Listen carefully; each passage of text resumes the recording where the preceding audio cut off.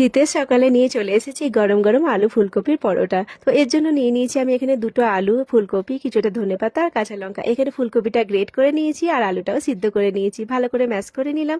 এরপরে একটা পাত্র বসিয়ে দিলাম গ্যাসের উপরে, কিছুটা পরিমাণে তেল আর তার মধ্যে জিরে ফোড়ন দিয়েছি। আর গ্রেট করে রাখা ফুলকপিটা দিয়ে একটু নাড়াচাড়া করে নেব। তারপরে পরিমাণ মতো নুন, হলুদ আর জিরে গুঁড়ো দিয়ে দিলাম, ভালো করে নাড়াচাড়া করে নেব। এরপরে কুচিয়ে রাখা কাঁচা লঙ্কাটা দিয়ে দিলাম। তারপরে এখানে সিদ্ধ করে রাখা আলুটা দেওয়ার পরে ভালো করে নাড়াচাড়া করে নিলাম। আর তারপরে ধনেপাতা কুচি দিয়ে আমার কিন্তু পুরো একদম রেডি। চলুন এবার ডোটা বানিয়ে নিই। এখানে আটা ময়দা মিশিয়ে নিয়ে নিলাম আর পরিমাণ মতো নুন দিয়েছি, কিছুটা জোয়ান দিলাম হজমের জন্য। এরপর দিয়ে দিলাম রিফাইন তেল, ভালো করে মেখে ডোটা বানিয়ে নেব।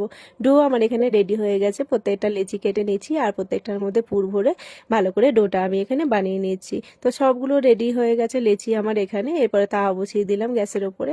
এরপরে বেলে রাখা পরোটাগুলো আস্তে আস্তে ধিমি আঁচে লাল লাল করে ভেজে নেব। আমার এই কুইক আর সিম্পল রেসিপিটা আপনাদের কেমন লাগলো অবশ্যই কমেন্ট করে জানাবেন। ভালো লাগলে লাইক, শেয়ার, সাবস্ক্রাইব করে দেবেন। দেখা হবে আবারও নতুন কোনো একটা ভিডিও নিয়ে।